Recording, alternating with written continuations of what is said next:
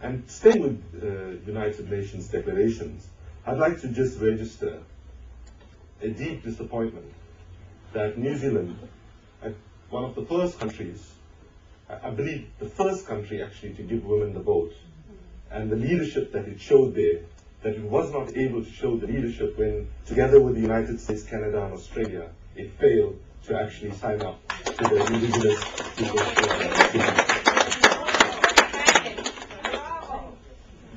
I beg your pardon? And all the other Pacific Islands have been signed. That's it. Okay, so I want to now just look at the challenges specifically facing civil society. The one challenge that is absolutely obvious right now, and sadly, as I arrived in New Zealand on a few days ago and read some of the newspapers here, I realized that you're not immune from this trend that we're seeing. And let me tell it as a story. The tragedy of September 11, 2001 was a tragedy where the entire world correctly stopped in horror and shock and showed absolute solidarity with the people of the United States who had suffered a gross violation of human rights and a crime against humanity. The first tactical, strategic, and ethical error made by the United States and some of the other dominant so-called democracy-promoting countries was to call the response to that gross violation of human rights and a crime against humanity a war on terrorism. Calling it a war on terrorism, apart from being strategically, tactically, and ethically flawed, it was also grammatically flawed, because terrorism is a tactic, and how do you wage a war against a tactic? But more importantly, when you call it a war, you actually give juice, sustenance, and legitimacy for the people of terror. But the sad reality is that in practice, the war on terrorism has fueled terrorism, has promoted it, has given it legitimacy, and its real impact has actually been for it to become a war against democracy, a war against civil liberties, and that has actually seen an undermining of democratic space generally, and the space for what we call civil society more specifically. And let me tell you a story from Zimbabwe here. So many of you might know that Zimbabwe is going through a serious democratic tragedy, an economic tragedy.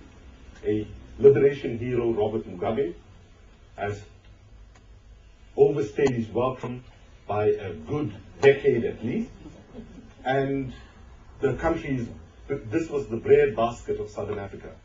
It's now the basket case of Southern Africa, and it's on its knees. So on 11th of March this year, there was a brutal attack against a peaceful opposition prayer meeting in Harare, the capital. 10 days later, the Archbishop of Bulawayo invited Civicus and some of the Southern African church leaders to come for a solidarity prayer meeting in Bulawayo. Bulawayo, by the way, just as a matter of interest, literally translates to the place where you get killed. So you can imagine my family and friends and colleagues were not very happy that we were going into that context. But one of the few things that works in Zimbabwe very well is the Central Intelligence Organization. And of course they followed us, my Australian colleague Claire Dubé and myself, for about every bit of the way. And eventually, if you've been involved in a struggle under repression, one of the skills you develop is you can see spies anyway. You can just smell them. The more they try to actually conceal themselves, the more actually visible they generally are. So anyway, in conversations that we've had over the years, particularly recently, you know what they tell us? A former minister of information put it quite well.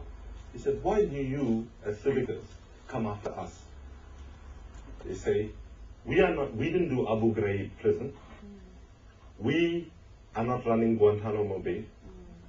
We are not doing extraordinary rendition. And for those of you who do not know what extraordinary rendition is, it is a CIA program where people are captured in one country, tortured in another country, and dumped in a third country.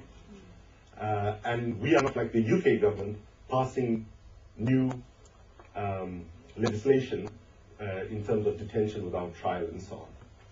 And my dear brothers and sisters, let me be quite blunt about it. In some ways, we can be as critical of ourselves to say that we are fiddling while Rome is burning. The conversations that we are having right now about the role of civil society and all only are relevant if we can all recognize that in country after country after country, civil society organizations are being battered by formal legislation. I can just quote you 3 countries where we've just done some work. In Russia, the Russian parliament passed a law in early 2006, which completely makes it extremely difficult for civil society organizations to function unless they actually support President Putin. We actually took a delegation, had a 3.5-hour meeting at President Putin's residence with him on early July last year. He's one of the most brilliant and manipulative politicians you can actually find, but he is frustratingly brilliant, I have to confess. President Bush could never have that meeting, where he came in for 3.5 hours with no notes, and he was able to intelligently have a conversation. Even though you disagreed with him, he was able to give you a response to everything. But, we got a commitment in that meeting, which he came outside, stood at us at the press conference and said, well, if these concerns that all of these folks are raising comes true, we will review the law and change the law. In 6 months. Needless to say, we've written about 60 letters since the 6-month deadline, and we've not got a response. And Russia is going more and more in a negative direction. And it's important that we just look at the response of the democracy-promoting countries towards the situation in Russia. At best, the criticism is timid. And it does beg the question whether the old logic of the Cold War is still relevant here today. In this sense, as one US president once said when he was asked, how is it that we can support Nicaragua, which is such a dictatorship under Somoza? And he said, well, Somoza might be a son of a bitch, but he is our son of a bitch. And Ethiopia, which Don mentioned already, is a case in point, where you've got a government which detained about 10,000 people in 2005 after a fraudulent election. And the US eventually intervenes behind the scenes, gets all the political people out.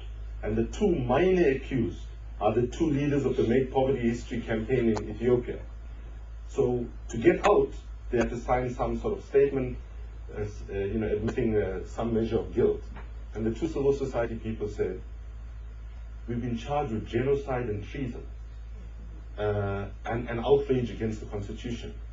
Yes, we can sign this and get out. But Daniel Bekele and Netsanet Denisi, who are now sitting in prison for 2 years, 2 months, and 7 days, why did none of you know about it? Right? You're an exception. Not because you're stupid, not because you're not informed, but because they are on the right side of the so-called war on terrorism. And the mainstream media in many, many parts of the world, you're not going to see Daniel and Netsanet on CNN, and you might see them on BBC, if you're up at 4 in the morning, as I was this morning. Not that they were on TV, but I was up at the time. But the point I'm wanting to say is the real test of democracy is not whether our governments resist the temptation to detain people without trial, to invade privacy, to do racial and religious profiling, and to overreact. Because when you create a public context where there isn't a safety that people feel that they can actually function above ground, and for all the contradictions to be aired above ground in a legal space, however difficult it might be, and once you start closing that space, it's the worst anti-terrorist strategy you can have, because you're forcing people to go underground. And let me say, I know something about that, because that's exactly what happened to somebody like me who started out as a Mahatma Gandhi Satyagraha activist, and within 3 years, the repression in South Africa pushed you underground and an embracing of what we call the armed struggle.